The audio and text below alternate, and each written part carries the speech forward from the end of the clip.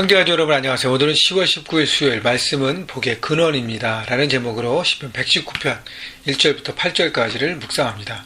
자, 오늘부터 우리 시편으로 다시 돌아왔는데 그동안 했던 말씀 묵상했던 레위기를 잠시 중단하고 이달 말까지 시편 119편을 통해서 하나님 말씀을 다시 한번 바라보고, 특별히 시편 119편의 주제는 말씀이에요. 하나님의 말씀이 우리의 삶에 어떤 모습이고 어떻게 왜 그렇게 중요한지를 점검하고 돌아보는 시간이 되기를 주님의 이름으로 축원합니다. 1절, 행위가 온전하여 여호와의 율법을 따라 행하는 자들은 복이 있으며.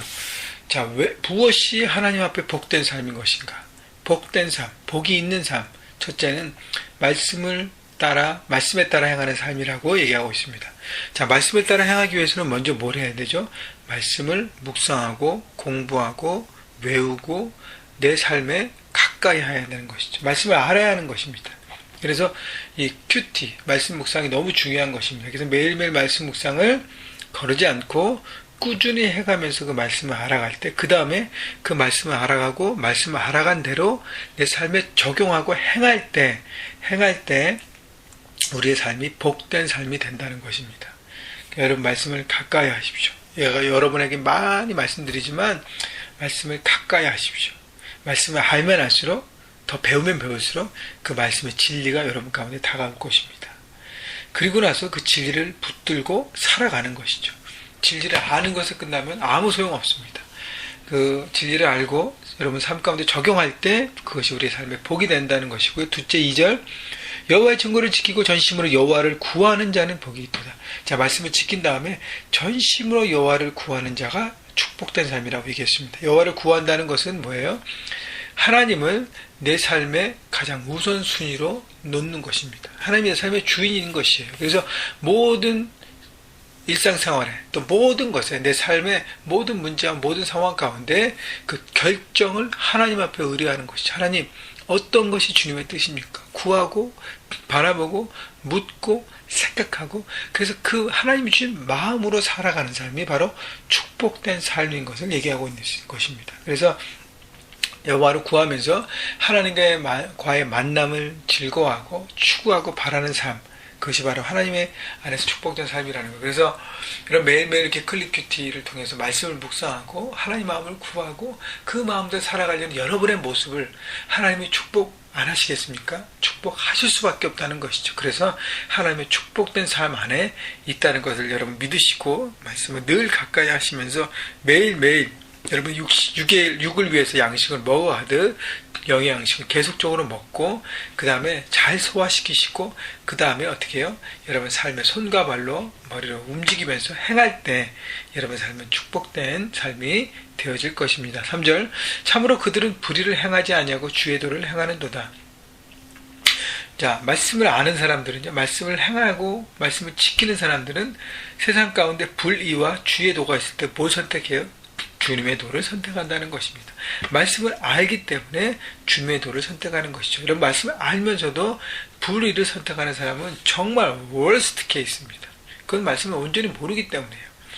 그래서요, 이런 세상 가운데 세상은 불의를, 그 모든 것들을, 어둠의 것들을 우리에게 권면하고 어떨 땐 미혹하고 유혹하고 하지만 우리는 그 세상 가운데 주님의 도를, 하나님의 뜻과 하나님의 마음을 선택하는 것, 바로 그 말씀을 알고 지키는 자들이 행하는 모습이라는 것이고요. 4절, 주께서 명령하사 주의 도를, 법도를 잘 지키게 하셨나이다.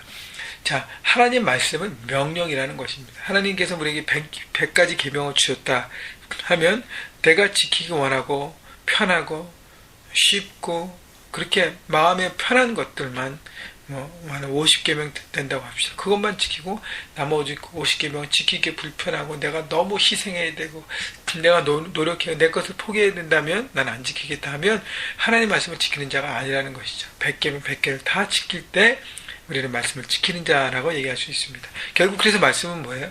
명령인 것입니다. 그래서 모든 걸 지켜야 된다는 그 자세를 가지고 하나님 말씀을 대하는 것이죠. 5절, 내 길을 굳게 정하사 주의 율례를 지키게 하소서. 그 다음에 내가 해야 될 것은 말씀을 지키겠다는 결단이 필요한 것입니다. 여러분, 언제까지 우리 삶에 핑계만 낼 것이에요? 마음은 원이로도 육신이 약해서 나는 못했습니다. 여러분, 첫째는요, 말씀을 묵상하겠다는 결단이 필요합니다. 매일매일 피곤하고 지치고 힘들지만 많이 분주하지만 그래도 조용한 시간 조용한 장소를 택해서 하나님 말씀을 내가 매일매일 내 영을 살찌우기 위해서 내 영이 성장하기 위해서 하나님의 앞에 더 가까이 가는 삶이 되기 위해서 온전한 삶을 위해서 나는 가야겠다라고 생각하고 선택하시고 결단하시고 그 다음에 말씀을 묵상하며 말씀대로 살기 위해서 힘들지만 결단하고 나갈 때 하나님 우리의 결단 가운데 성령께서 역사해 주시고 힘과 능력을 주셔서 그것을 지키게 하시고 우리의 삶의 귀한 열매를 보게 한다는 것입니다. 6절 내가 주의 모든 계명을 주의할 때에는 부끄럽지 아니하니라. 여러분 하나님 말씀을 지키는 사람의 모습은 부끄럽지 않다는 것은 뭐예요? 부끄럽다는 것은 이렇게 주저앉고 정말 창피하고 이렇게 아래로 내려가는 것인데 반대는 얘기는 뭐예요? 부끄럽지 않다는 것은 내가 존귀하게 되고 높아지고 세움받는다는 것이죠. 여러분 세상이 존경하고 세상이 어떤 우러러 보는 그런 삶이 된다는 것입니다. 말씀을 온전히 지키는 사람 그 영향력, 능력, 권위라고 얘기할 수 있습니다. 삶의 현장에서 그리스도인으로서 영향력을 미치며 살아가는 삶이 바로 말씀대로 살아가는 삶이에요. 여러분 그래서요 말씀대로 살아갈 때 세상은 우리를 우러러보고 존경하고 영향력을 받게 돼 있어요. 그때 하나님의 정신과 하나님의 영광을 드러내는 삶이 되는 것이죠. 그래서 축복된 삶인 것입니다. 7절 내가 주의 의로운 판단을 배울 때는 정직한 마음으로 주께 감사하리이다. 그래서 하나님 말씀을 통해서 우리가 그 결정할 때 그런 지혜를 배울 때 하나님 앞에 감사할 수밖에 없어요. 여러분 하나님의 지혜를 가장 많이 받은 사람이 솔로몬이었잖아요. 그죠? 솔로몬은 왕으로서 재판을 해야 되는데 하나님의 놀라운 지혜를 받아서 정말 주변 국가들이 다 놀랄 만한 지혜를 가지고 재판하고 판단하고 그 모든 것을 했습니다. 여러분 저희 삶에 또 그런 것을 사모해요.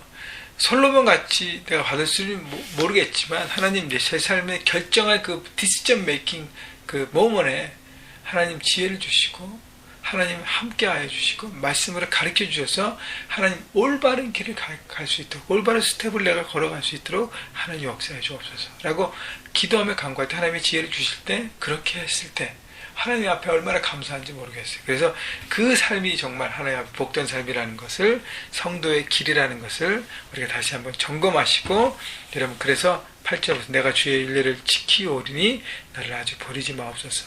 하나님 말씀을 사랑하는 사람 하나님 지키신 것입니다. 그래서 여러분 말씀을 지키면서 말씀에 가까이로 하나님의 마음을 품고 살아갈 때 하나님 우리의 삶을 지키시고 지혜를 주시고 능력을 주셔서 그 모든 것들을 감당하고 감당할 뿐 아니라 영향력을 세상에 미치면서 하나님의 나라를 여러분 삶 가운데 이루게 할 것입니다. 여러분 가장 키는 뭐예요? 하나님의 말씀입니다. 말씀을 살았고 운동력이 있어서 좌우의 날쌘검처럼 우리 영혼과 관절을 쪼개기도 한다 그랬습니다.